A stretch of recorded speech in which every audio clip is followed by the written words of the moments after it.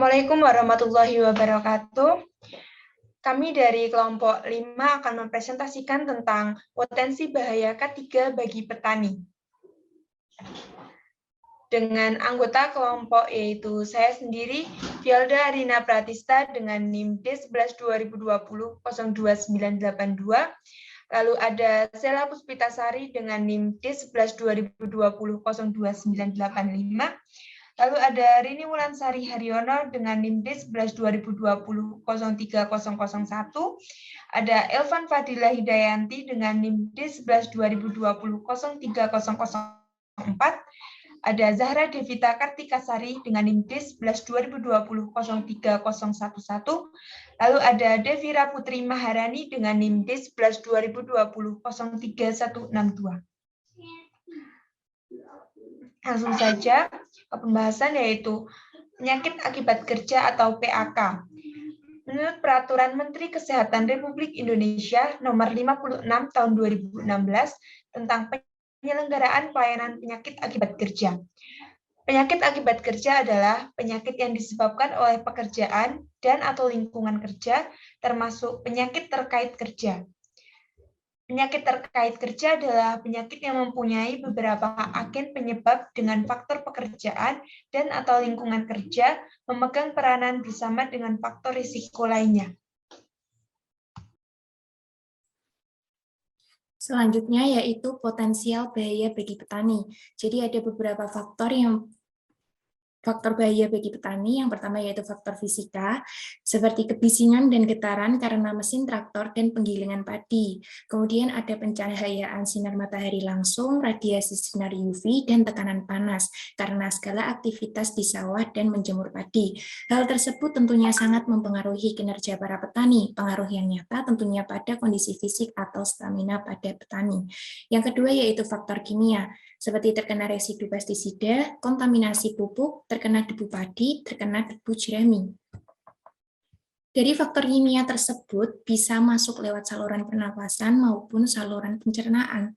Tentu jika para petani tidak hati-hati, hal tersebut bisa menyebabkan fatality pada petani. Yang ketiga yaitu faktor biologi, seperti bahaya gigitan ular, bahaya gigitan tikus, dan bahaya infeksi cacing tambang. Next. Yang keempat yaitu faktor psikologi, seperti gagal panen dan rendahnya harga jual hasil panen. Hal tersebut dapat mempengaruhi psikologi bagi petani. Yang terakhir yaitu faktor fisiologi atau ergonomi, seperti posisi mencangkul yang salah, posisi mengangkat dan mengangkut yang salah. Hal ergonomi pada petani biasanya ditemukan pada saat petani mencangkul karena kurang tahu bagaimana mencangkul dengan posisi yang benar. Hal tersebut yang menyebabkan banyak petani yang terkena LBP atau low back pain atau nyeri pinggang. Next.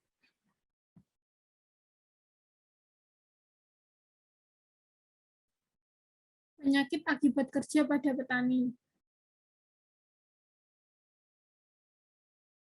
Yang pertama ada malnutrisi. Pengertiannya yaitu kondisi ketika terjadi ketidakkeseimbangan, entah itu kekurangan atau kelebihan nutrisi dalam tubuh seseorang. Faktor risikonya yaitu gaya hidup para petani yang gemar mengkonsumsi kopi, karena beranggapan dapat menambah stamina yang pada akhirnya akan mempengaruhi penyerapan makanan di dalam lambung, sehingga menyebabkan terjadinya gizi kurang. Pencegahannya yaitu memakan makanan yang bergizi, mengkonsumsi buah-buahan, dan sayuran, serta mengurangi konsumsi kopi. 2. Ada cacingan. Pengertiannya, segala macam cacing yang ternyata hidup parasit dalam lambung manusia. Mereka turut hidup di dalam pencernaan manusia. Faktor risikonya, adanya agen bakteri dan virus dalam lingkungan kerja, seperti berjalan tanpa menggunakan alas kaki di atas tanah yang mengandung cacing dan menyentuh tanah yang mengandung cacing. Pencegahannya yaitu 1. Menjaga kebersihan dan membiasakan diri untuk mencuci tangan, terutama setelah menggunakan kamar kecil. 2. Sebelum makan atau mempersiapkan makanan. 3. Bawalah cairan disinfektan yang dapat digunakan sepanjang hari. 4. Menggunakan alas kaki. Next. 3 ada hipertensi. Pengertiannya yaitu suatu kondisi ketika tekanan darah terhadap dinding arteri terlalu tinggi. Faktor risikonya yaitu gaya hidup atau kebiasaan para petani akan hidup yang kurang sehat, seperti merokok, mengkonsumsi makanan yang mengandung garam yang tinggi, mengkonsumsi makanan yang mengandung lemak yang tinggi. Cara pencegahannya yaitu mengkonsumsi makanan yang sehat, mengurangi konsumsi garam yang berlebih, serta berhenti merokok.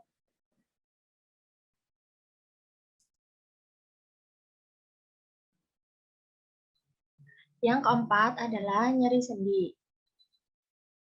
Pengertian nyeri sendi adalah rasa sakit dan tidak nyaman pada sendi, yaitu jaringan yang menghubungkan dan membantu pergerakan antara dua tulang. Sendi terdapat di seluruh tubuh, termasuk bahu, pinggul, sikut, lutut, jari-jari, rahang, dan leher.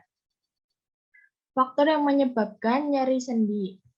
Yang tidak seimbangnya waktu kerja dan waktu istirahat petani saat di sawah, mengeluarkan tenaga ekstra saat mencangkul. Pencegahannya adalah menghindari gerakan atau aktivitas yang bisa memberikan tekanan yang berulang pada sendi, menjaga berat badan tetap ideal, menggunakan alat pelindung diri jika melakukan aktivitas yang rentan menyebabkan cedera. Next. Ini adalah gambaran kondisi petani dengan penyakit malnutrisi, di mana kondisi badan kurus.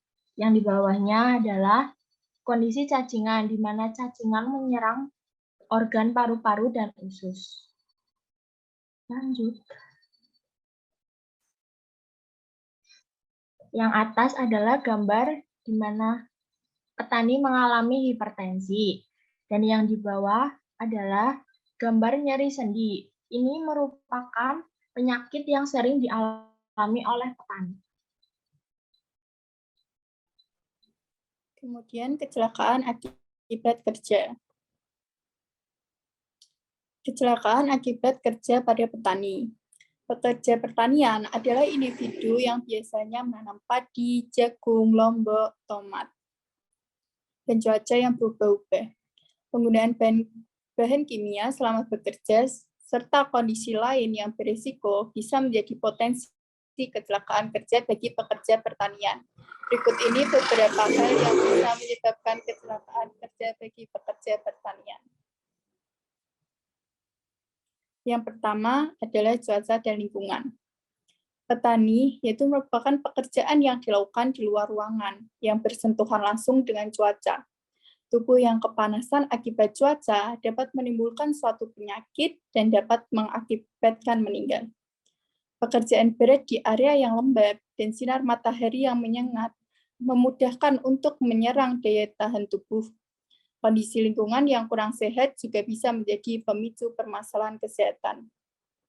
Yang kedua, peralatan pertanian. Pekerja pertanian umumnya menggunakan cangkul, pisau, serta mesin untuk mempermudah pekerjaannya. Peralatan dengan ujung yang tajam bisa melukai tangan dan anggota badan lainnya. Gunakan pelindung diri yang tepat serta tidak menggunakan pakaian yang terlalu longgar untuk menghindari terkena sambaran peralatan pertanian. Yang ketiga, ada kendaraan pertanian. Kelalaian dalam menggunakan kendaraan pertanian dapat menyebabkan kecelakaan dan cedera yang serius. Dari kecelakaan tersebut dapat berakibat kecacatan yang permanen hingga kematian. Penggunaan kendaraan traktor harus digunakan dengan hati-hati. Selain itu, kendaraan tersebut harus sering dirawat agar dapat digunakan secara maksimal. 4. Terjatuh. Struktur tanah lokasi kerja yang tidak rata bisa menyebabkan petani terjatuh. Pergerakan berulang seperti saat menanam dengan urutan yang kurang nyaman bisa menyebabkan cedera otot dan tulang. 5. Pestisida dan zat kimia lainnya. Lahan pertanian sering menggunakan pestisida untuk menghalau hama yang mengganggu pertumbuhan tanaman. Penggunaan pestisida bisa menjadi sumber penyakit bagi pekerja di bidang pertanian. Pekerja bisa terkontaminasi pestisida melalui kontak langsung, udara, ataupun makanan.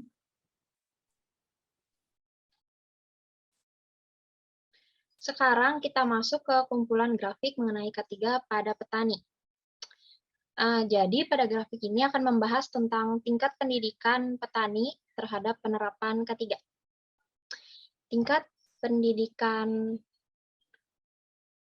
terhadap persepsi penerapan K3.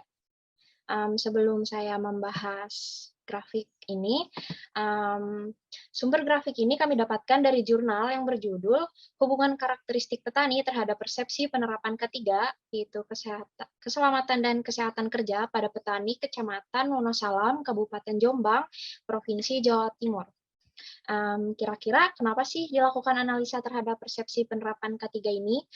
Ini dikarenakan penerapan keselamatan dan kesehatan kerja yang masih rendah memicu timbulnya kecelakaan dan penyakit pada petani yang berdampak pada penurunan kinerja, sehingga dapat menimbulkan kerugian. Baik, saya akan membahas grafiknya. Yang pertama ada grafik tentang tingkat pendidikan terhadap persepsi penerapan K3. Pada tingkat SD, yang menyetujui penerapan K3 sebesar 16,67%, pada SMP sebesar 37,93%, sedangkan untuk tingkat SMA memiliki persepsi yang ragu-ragu dalam penerapan K3 sebesar 47,37%. Tingkat pendidikan S1 yang setuju sejumlah 50%. Yang kedua ada jumlah pelatihan terhadap persepsi penerapan K3. Pelatihan 0-5 kali memiliki persepsi setuju sebesar 27,16%, sedangkan pelatihan 6-10 kali memiliki persepsi setuju sebesar 29,41%, di mana terjadi peningkatan sebesar 2,25%. Jadi, kesimpulan dari kedua grafik ini, karakteristik petani yang berhubungan terhadap persepsi petani terkait penerapan K3 dalam kegiatan usaha tani, yaitu tingkat pendidikan dan pelatihan. Kemudian, dengan memberikan pelatihan secara intensif kepada petani tentang pentingnya penggunaan K3 dalam kegiatan usaha tani, ini agar mampu melindungi petani dari bahaya kecelakaan kerja, menimbulkan rasa aman dan nyaman sehingga dapat menunjang peningkatan produktivitas kerja dan mampu mencapai tujuan yang telah ditetapkan. Sekian presentasi dari kelompok kami mengenai potensi bahaya K3 pada petani. Semoga apa yang kami sampaikan dapat menjadi manfaat bagi kita semua. Terima kasih. Wassalamualaikum warahmatullahi wabarakatuh. Bye-bye. Waalaikumsalam warahmatullahi wabarakatuh. Selesai. Ayo,